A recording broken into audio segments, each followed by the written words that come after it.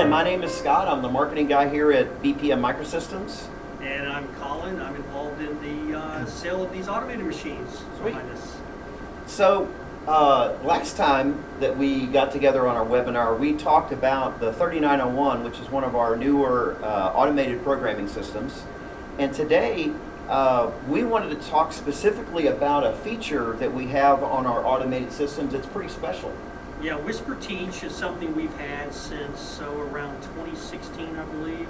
That's when we introduced that. It's a patent pending process we developed specifically in-house. And you know, Scott, we realized there was a problem in the industry that wasn't being solved. And this came about, we were supporting the programming of chip scale package devices, and we realized that the traditional methods for teaching really were inadequate. And it made it very difficult for the operator to detect when the critical Z height, when the nozzle touched or kissed the top of the device. There's a process to teach that. Right. And it was very difficult for a human to detect that correct setting for the Z height. Okay. And so we went to work and looked at a number of things, and our electro-pneumatic circuit that we came up with, also known as WhisperTeach, is what we invented. And since we released that, customers have really loved it, and there's been a tremendous amount of savings. So, you know, I think it's an idea. When you joined the company a couple of years ago, you heard a lot about WhisperTeach, and you had envisioned, well, how do we really show the value and compare? So that's the point today. We're going to compare side by side the two different methodologies: the legacy teaching method, and then the method for teaching using WhisperTeach. Right. So, kind of go into the big picture of, is it faster? It is. Okay. Absolutely. And so faster is good, but really more important than that is it more accurate? Is it more accurate, and do you produce higher yield? Is your quality better? Those are also two really important things, and I think we can answer affirmatively yes in all cases. Using WhisperTeach, you get more productivity, you get a better product in the result, and you know, as a side bonus, you don't need a lot of operator expertise to run the feature, whereas historically you've had to rely on folks to know how to run the machines. And this even as we said last time in our webinar number 1, even a sales guy, even a marketing guy can run the machine. And we proved that. So if you haven't seen those videos, then we would encourage you to take a look at that as well. Right. So yeah, we'll be sending out links to all kinds of stuff, and also we're making a recording of this, and we'll be able to post it on our website. So you know, anybody that wants to come back around and get it can. I'm going to go ahead and end the poll now, so we can kind of start the presentation. So yeah, going back. I mean, this is going back, you know, pretty much since I got here. I've been here a couple of years, and I'm a very visual guy. And so for me, I like to be able to see things kind of, you know, anyway, visually I just like to see things. So this was an opportunity for us to really show side by side. We've got one screen up here and one screen down here, and it really shows apples to apples an exact same setup with one technology and then an older technology. Right. Well stated. Okay. So what we're going to see today, I guess, we have taught a 3928. That's the middle of our product line. We have a 3901, a 3928, and then the 4910.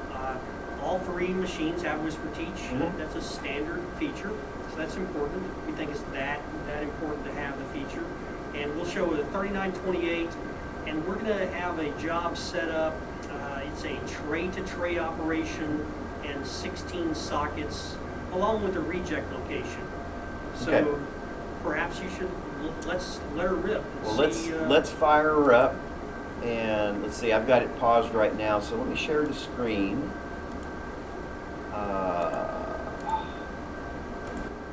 All right, so WhisperTeach, which again is the Auto Z Teach. So Z is up and down from the nozzle, and if you look up here, we've got the WhisperTeach screen up on top, and then the manual screen down here on the bottom. So again, kind of the context, we have one of our senior service engineers who's been using these machines for many years, Charlie Walton. Charlie was good enough to volunteer to do the side-by-side. He taught the job using the manual teach method, the legacy teach method, if you will. Mm-hmm. And then we taught the same job using WhisperTeach. And so, there's a lot of detail going on, but the first several minutes are comparable. There's some initial job setup, but you'll see once the actual WhisperTeach process starts taking place, it's dramatic savings. I think your tagline in the email announcement was 2 times as fast. Yes. And 3 times more accurate. So, we hope to prove that today. But interestingly enough, the 2 times as fast isn't really the whole story. Mm-hmm. That's with simply a 4-site machine. So a 3928, for example, you can have a tape in, tape out with up to 28 sockets. Right. And so the savings, the time from which you begin the process to when you're producing parts is much more dramatic even with a 28 socket Mm-hmm. or on the 4910, a 48 socket machine. So it really is two times or twice as fast or more. So we're being conservative in our numbers, right? So, and actually, the WhisperTeach difference is now starting. So if you look down here on the bottom, you saw that Charlie was kind of leaning over and kind of looking. You can see him kind of trying to get an eyeball on the manual teach. So he's actually having to make these little tiny adjustments Through observation. Through observation, yeah. Right. And Charlie's not a young man anymore, so his observation skill. Although he's got pretty good eyesight for an old guy. Scott, we're not very young yet. Oh no, I know, but still good looking. That's the important thing. So and on the bottom, so yeah, he's already taught the tray on the WhisperTeach side, and we're about 2 minutes and 30 seconds in. And So- it looks like he's moving to the reject location Yep. already. Yep. So what's the purpose of the reject location, Colin? Well, in any given job, you might have a programming failure, for example. Okay. Or maybe the device is non-conforming mechanically and it fails alignment. Mhm. So you need a location to remove that from the quality process. Right. You isolate that so that it Doesn't get mixed in? with your good devices. Right? Okay. Perfect. Okay, so this takes a couple of minutes, and in the setup that we're showing, what we didn't show was installing the sockets and the pressure plates, but that's a pretty straightforward process with our machines. Yeah, in fact, in our webinar 1, we showed that I can do that, and I'm not a trained operator. I'm just someone who uses these machines occasionally. Mhm. I did it in less than 4 minutes. I can't remember the exact Well, it was time. actually it was right at 3 minutes. 3 minutes. Yeah, Okay. and you were blabbing, a good half of that time. I too. was talking a lot.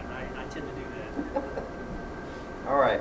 So catch us up to where we're at now. We're about 3 minutes and 40 seconds in. Right. It looks like we've about finished the reject location. Okay. And so after rejects, we will. What's the bottom one doing? It looks like it's Looks doing like, something. with the traditional method, it just now finished the tray teach. Okay. So again, you can see we have a stationary tray, but up top, we've already moved on and we're teaching socket A in the first programming site. Okay. So about 4 minutes in, we're already teaching the first site. Right. Okay. All right. And 4 minutes in, he's doing the reject tray. Yeah, you can see that Charlie's placing some devices down below for our reject platform, Mhm. and he's teaching a simple matrix, and this is pretty typical. Okay. We would expect our yields to be, over 99%, as Right. long as there's not a problem with the batch of devices and the sockets are maintained properly. We typically have well over 99% first pass yield. Nice. And so you don't really need a large reject location typically. I noticed Charlie was putting some devices into the sockets. Right. You do need to do that with WhisperTeach. You have to teach the top of the device, so consequently you can see, in fact, what it's doing up top. And you've moved into high speed mode now. Well, Looks like yeah. Scott. So now that we're in, because it gets pretty repetitive at this point, at least on top.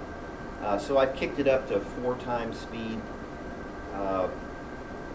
But And the we'll clock show- is still going at the same time. So Right, and we'll show the process in detail at the end of this section of the video, Mhm. so you can see it in standard speed. yeah, and a close up, Right. and actually in super slow mo. So, yep. Okay, so we're 7 minutes 30 seconds in, and we're now teaching the third site, and it looks like Charlie is just now on the bottom starting to teach site 1 manually. Yeah, he's at socket 1A now, and we're already at 4A up top. Okay. So you know, it's kind of like two guys running a race, and we got a head start using WhisperTeach. That's kind of the analogy.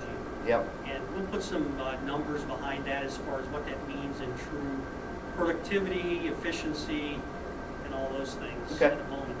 Yep. All right, so it looks like we are just about done with the setup. In fact, that screen looks like we're ready to start. So the WhisperTeach is just about done setting up. Okay, now the job has started. It says the total setup time on WhisperTeach was 10 minutes and 51 seconds. And down here in this top corner, I don't know if you can see that, we've got a little counter of the total number of devices that are finished programming. Yeah, so it'll be interesting to see how many devices we can produce using the WhisperTeach method by the time we are ready to start programming with the traditional method. Okay. That'll be an interesting number to compare. And we've kicked it up even faster, so we're at 8 times speed now. 16 minutes in, still the manual teach is still going, and we've already started our second tray. So we're up to 130 devices, still setting up on manual. You know, the thing that's really appealing is for companies who have just-in-time programming, small batch programming. You know, I know there are certainly operations out there that program thousands and thousands for one setup.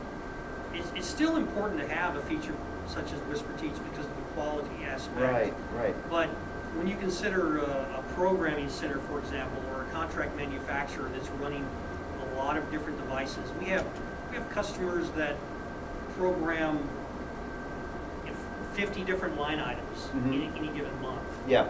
So this is really important. Okay, so I just pause this real quick because we're actually starting the job now on the manual side. So, Okay, so we just hit start. yeah, so I'm going to go ahead and keep that going.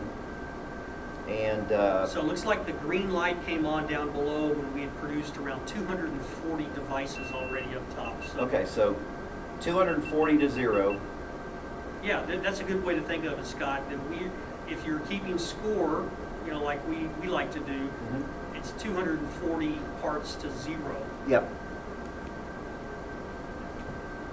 And this job will run out for a few more minutes. I think we programmed roughly 360. Rings a bell up top. Well, we did a shortened tray, so it's 122 devices in the tray. Gotcha. Okay, so let's see. We just ended the job down below. So that was 122 devices to 358 devices, just if you're keeping score. And the one up top is just finishing up as well. So about the same runtime. I mean, they're exactly the same job. So once it's actually set up, it'll run at the same speed. So to kind of summarize, it took us just under 11 minutes to program, to get to the first part, start program, using WhisperTeach. It took a little over 22 minutes to get to the same point in the process using the traditional method. And, Right. you know, we challenged Charlie to do his best. You know, he again is the closest thing to an operator we have, and he's been teaching these machines using both methods for over 20 years now. Right. So I think it's a really good case. Okay, so manual output, 122 devices, achieved a device per hour speed of 1,241 devices. So that's how many would do in an hour. Okay, and then up top, let's get the final numbers from the WhisperTeach. Is it moving? It is. Okay. It's just me moving a little slow. So the WhisperTeach output, again, we were able to do 3 trays in the time that the other machine was able to do about 2 tray, or 1 tray. And 1,238 BPH was what it clocked at. So, you know, we're right at about the same. Yeah, the delta is simply the changeover time between trays. There is a slight pause between trays, so that's why there's that few devices different. Yeah, that makes sense. Should we go into the numbers real quick before we do the close-up? Yeah, let's talk about some of the numbers. Okay. You're I'm do gonna a whiteboard? unshare. Yeah, let me stop the share so we can get back on you know, back on the beauty shot over here. Okay, to the whiteboard. To the whiteboard we go. So I think the first thing, Scott, was 240 to 0 is the number that I like. And again, in a world of small batch sizes, just-in-time programming, that can be very significant if you're doing a variety of devices every month. The other thing, if you want to, I like to put a value behind everything that we do. And let's say a typical cost per device or savings per device for programming in-house, or a retail price, 20 cents a device is not unheard of in small batch. So if you consider 20 cents a device and that additional 240 devices, even if we just had to teach 1 job per shift, then the value is over $12,000. I think you had written the number down somewhere. So, yep. So it's $12,400. $12,400. That sounds about right. Per year. Per year. And if you look at that over a 5-year period, which is the typical, you know, amortization schedule for a capital machine in our industry, you know, that's a value of over $62,000 over the 5-year period. And again, Scott, that's conservative. That's 1 device that you're having to teach per shift. If you were running 3 shifts and you had a high mix environment, then that number could get really big, really fast. Okay. The other thing to think in terms of is just productivity. So 170 or 187,000 additional devices per year, again with our scenario of only having 1 job like that per day for the savings. And then that's close to almost 1 million devices over that same 5-year period in savings. So, you know, 936,000 if my math is right. So and this 187 is a 3-shift scenario, right? Yes, you're right, Scott. Okay. It is a 3-shift scenario. Hey, what about this? Look over here. Oh, yeah. Well, you're right. You know, the direct savings, the values we mentioned, okay, so they're tangible, but you think in terms of the cost of poor quality. And the video we'll show in a minute will really show you why the automated ZTeach, WhisperTeach is valuable. Because if you well, let's go back to why we invented this. Number one, you don't want to do harm to the devices. If you teach too high, you could lead to things such as devices jumping to the nozzle, and then it could lead to other bad things. But really, the bad thing would be if you bottom out, if you teach the device too low, and that's certainly a risk. And again, we'll show that in a moment. Yep. So this one's a biggie, right? So it is. Yeah. Other things that go into that, for example, would be things such as reputation. Let's say, worst case scenario, you have some latent damage to the device that shows up in application. Right. Those numbers could get really large as far as claims. You know, we've heard situations where, you know, the OEMs come back to the programming centers, or even if you're programming in-house and you have a quality issue, you know, certainly the modern quality standards, they're going to find out where it went wrong and how and why. And so WhisperTeach will prevent a lot of those things from going wrong. And then the other side of that is simply the continuity issue as far as the operator ability to do the same job. You're going to get the same performance on shift 1 as you do on shift 3 because you're automating the process. Right. And if you lose your experienced operator, you're not losing that knowledge. Right. The machine still knows how to teach the device. Okay. Hey, I just want to let everybody know I can see a few questions popping up, and we're going to get to those in just a second. You mentioned the race before, so what we're basically talking about is WhisperTeach gives us about 49 minutes of usable time in that first hour, right? Versus about 38 minutes of usable time. So what we're talking about is about 11-minute head start every hour. Yeah, that's a good way of thinking of it. And, you know, if you have a lot of jobs to run and a lot of jobs to teach, Yeah. then of course that number really adds up over time. Oh yeah. Yeah, if you can recap or recoup that much more time, I think it's about 18% Yeah. per hour. Yeah. That's a huge number. What would most manufacturing facilities do to get back that percentage of uptime? Good point. Yeah. And so again, we believe it's so important that that feature is standard on all of our machines. So yeah, that you bring up a good point. You're not going to just get WhisperTeach on our flagship machine, our big Right. machine. It's on everything. All of our automated systems. Yeah, in fact, if you look at our machines across the board, the primary difference is socket capacity and the throughput, the actual mechanical throughput of the machine. All of our machines have the same feature sets. Okay. So, you know, it's just a matter of scalability. Do you need a machine with 48 sockets, or do you need a machine with the 16 sockets, or even 8 sockets? You know, we proved last time, I believe we talked about it, that even an 8-socket machine, say the 3901, that's capable of almost 1100 DPH, you can program millions of devices per year on that platform. Pretty sweet. So why don't you show the video? We talked a lot at a high level and show the comparison. Let's look at the direct information for WhisperTeach. That sounds like a great idea. So let me fire up the WhisperTeach Super Slow-Mo, and I may pause this a few times because it does go pretty quick. So what we're looking at here is a close-up of WhisperTeach on I think this is a tape.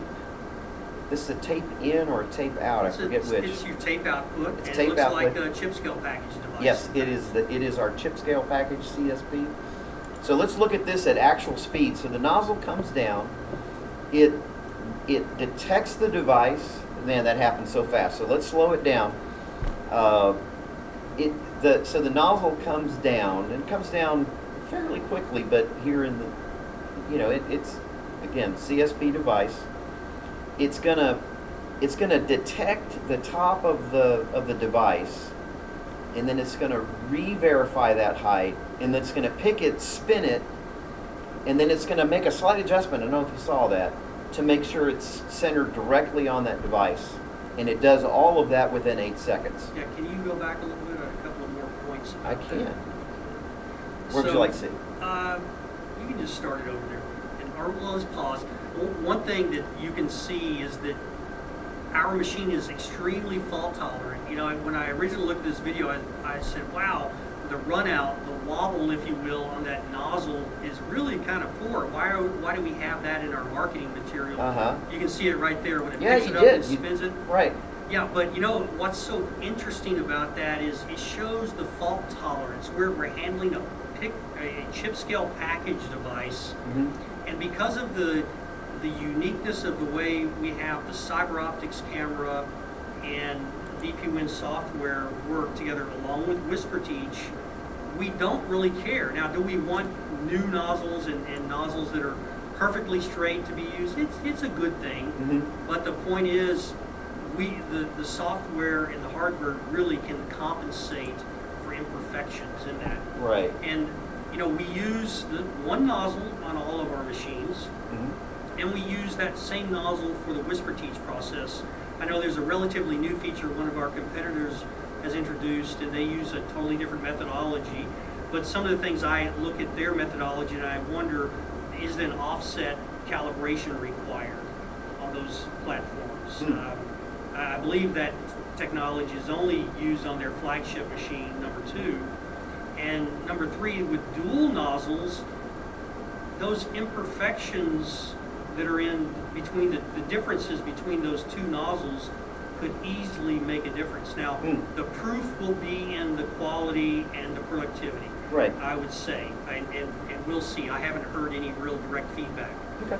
But what I can say is we have almost 4 years of experience now with WhisperTeach, and the reports are extremely positive. And talk a little bit about what this scattergram looks like. Yeah, so a couple of years ago, we were at a trade show in Munich, Germany, which we like to attend, which we wish we could attend this year. We'll see about that. Anyway, we called this the WhisperTeach Challenge, and basically what we did was we invited people to come to our booth and see if they could beat our teach. Okay, so we gave them a little game pad, and they used their little thumbs and tried to zero in, to precisely measure where this thing went. So beat the robot. Beat the robot. So, and this is actual results. So you can kind of see that we had a lot of people that were kind of afraid to drive that nozzle, but there were a few people that didn't really care, or they couldn't see, one or the other. So humans vary a lot. That's one of the nice things about machines, is they're very predictable. Yeah, very repeatable. Very repeatable.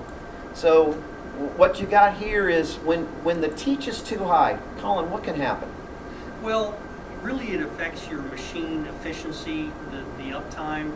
If a device jumps to the nozzle, again, we showed that with our cyber optics camera, often we can align it and it'll go on about its business, but a gross misalignment, because operators determine how much out of tolerance that device can have, in the camera, then it will create a reject.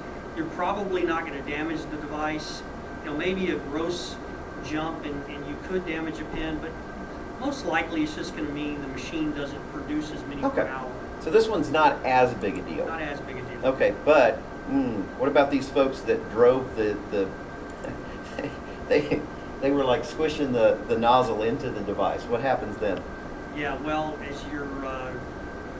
as the screen says, micro cracks in the device, you could outright just damage the device. Now, if you do that from the input location, it's going to get a red light if you start damaging devices grossly.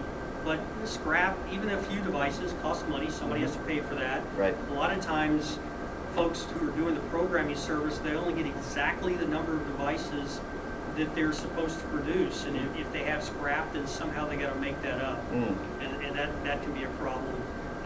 But really a worst case scenario would be some kind of latent failure. Maybe you've introduced a micro crack, and at some point in the future in application, the device fails prematurely. It's kind of like if you don't program it, you have a memory issue. Okay. They're the same type of failure in the field. So you're saying you could get the green light and have it fail later? That's right. It could fail in application. That's bad. And something we didn't really talk about, Scott, again, modern pick and place machines are all very repeatable. You mentioned repeatability. Right. But the accuracy using the old method is really determined by the skill or luck of the operator. And so imagine, if you will, your operator who's doing the best they can and they don't have this feature, they teach the job and they just get it wrong. Yeah. Well, in a worst case scenario, you produce a whole batch of devices potentially with problems, or you end up having yield issues either immediately or in the future. So the repeatability is really the key. Okay. Good point. All right, so now we're just a few comparisons. So human hair is about 60 microns. The unaided eye can see down to about 40 microns. Okay, so that's pretty small. And a micron is like 1,000th of a millimeter, is that right? I think that's right. All right. WhisperTeach is able to detect down to 15 microns. So there's your 3x improvement, roughly. At least. So, and based on that scattergram, it's probably even more. So yeah, notice one guy got it exactly right. So he probably had very young eyes. So anyway, So anyway, that's what we had. And we do have some questions. One of the first questions we had was, can you show me where the reject location is? So actually, I can. Let me switch over the. Whoops. Well, that's not it. Let me switch over to the view over here.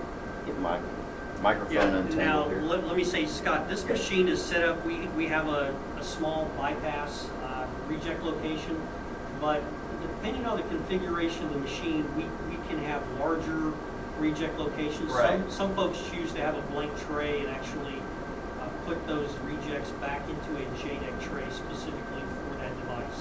All right. Hope that answered that question. Let's see, what else is there? And that was the other question we had. And let's see. All right. So here's another question. I assume the videos you showed were for setup of a brand new device. New device, socket, and tray.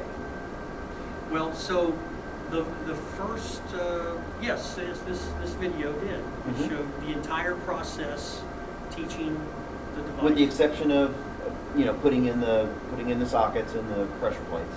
Yeah. It's And a that's in brand new webinar. setup. Right, and that's in webinar. Yeah. So if you want to see that, we can send you links to that. All right. We got a few more questions. Here's a good one. Why is WhisperTeach recentering the device after it picks it up? Is it because the original taught XY location is offset from the true center? I don't see where the camera is that detects the off center of the device. That's a great question. Yeah.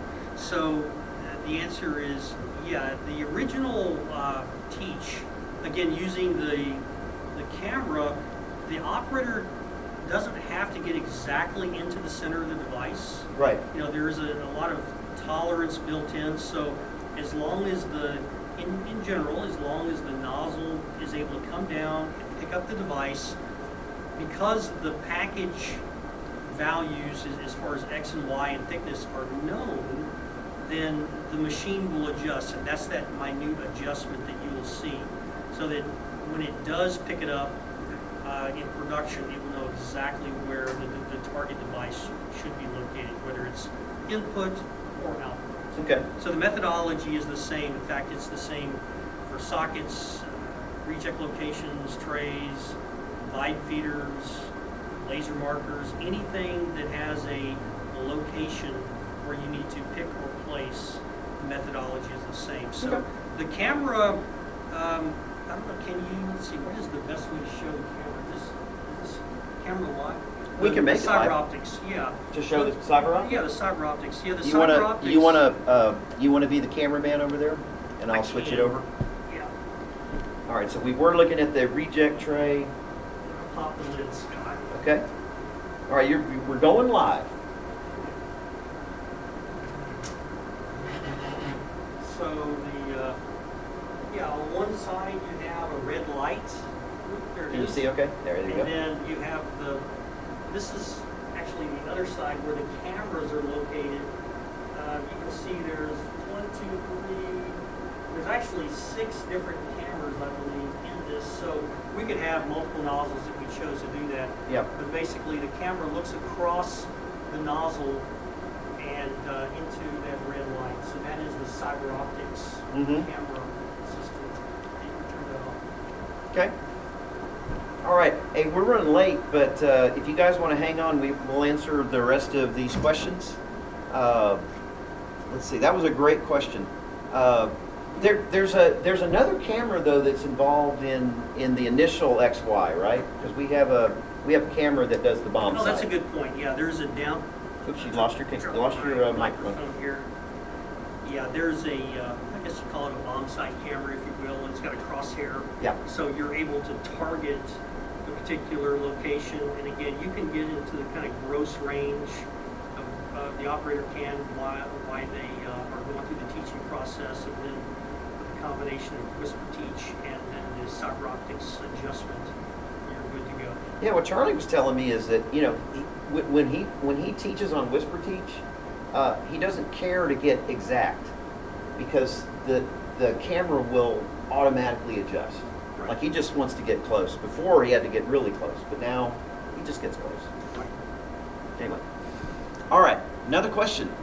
Does WhisperTeach need to be run at the beginning of every job? These are great questions, by the way.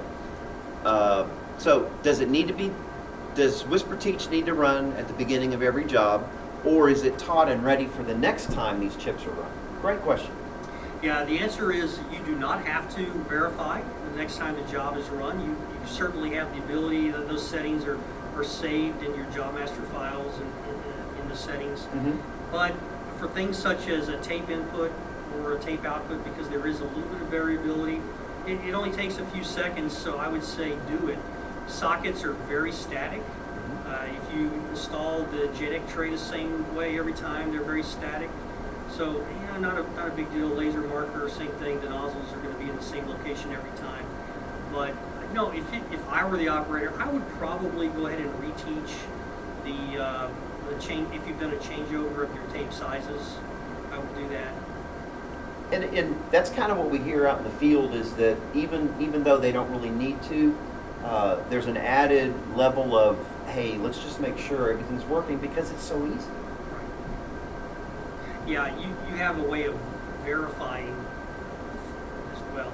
You do a fast verification. So, for example, maybe you just reteach the first socket in each site. Okay. Yeah. As a simple verification, and that certainly expedites the process. Right.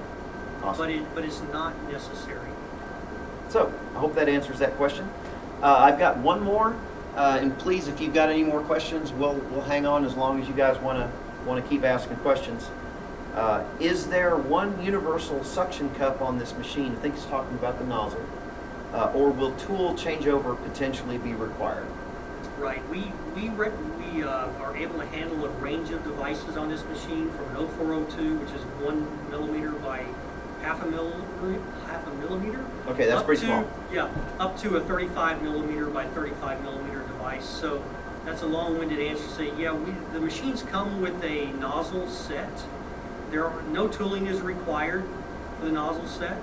It's Really? simply, you press it on, there's some O-rings that help create the seal. And so, yeah, there are multiple nozzles.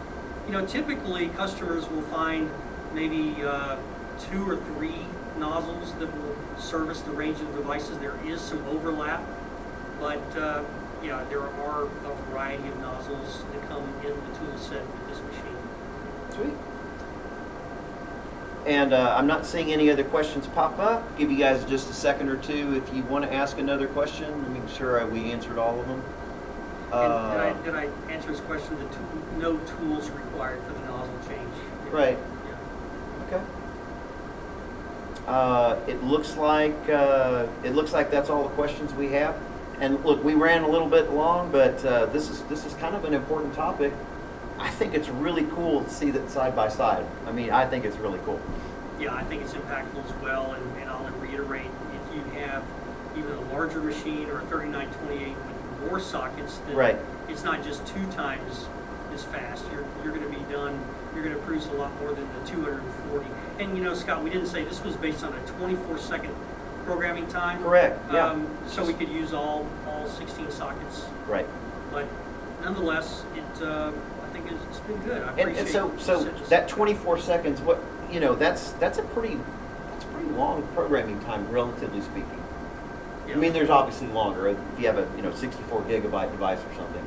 Yeah, good point. Yeah, it's not atypical. We see 5 seconds, we see 30 seconds, we see a full gambit, depending on the technology. But still, back to the race analogy, it's the same thing. You're going to be that far out front in terms of time.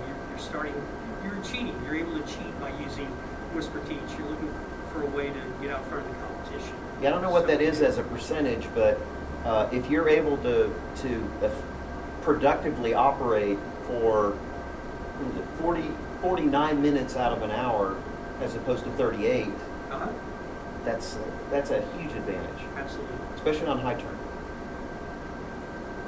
And just real quick, one of the things we didn't really talk about was this particular machine is pretty easy to set up, relatively speaking. Get into just real quick. the bigger machines that have, the bigger, areas, and it's harder to get to. Can you speak to that just real quick? Well, yeah, good point. Line of sight for our 3000 series machines is pretty phenomenal. You can get up close. We have typically a side load tape loader, so you can get up close and personal. But with the larger machines, and not just the BPM machine, but pretty much anything with a big footprint, it's very difficult to have that line of sight to be able to accurately see what's going on. Right. So again, WhisperTeach, you really don't need to. In fact, using the downward vision camera to locate the device grossly, and then invoking WhisperTeach, you don't have to stick your head in the machine, period. Whereas the traditional methods, you did. Because sticking your head in that machine is a little scary. Well, interlock is open. Okay, good. Always use your interlock. Anyway. That's right. Okay, we're getting a little silly and a little long, but anyway, that's about all we had. So, no more questions, and I haven't seen any pop up. So let's just get out of here. Let you guys get to work or head to the pub or whatever you're going to be doing. So again, I'm Scott, marketing guy. And I'm Colin. Colin, the sales guy, and we sure appreciate your time. Listen, we'll be sending out links to this so you can catch it, watch it at your leisure. I'll have additional content too from this because I'm really loving this. I really love this thing. So anyway, that's all we got. If you have additional things that you'd like us to show for the next webinar, please let me know. You can reach me at scott_bronstad@bpmmicro.com, or just go on the website. There's lots of places to put your information, and just let me know that, because I'm the guy that checks all the website stuff. Just let me know, hey, I'd like to see this in your next webinar, and we'll make that happen.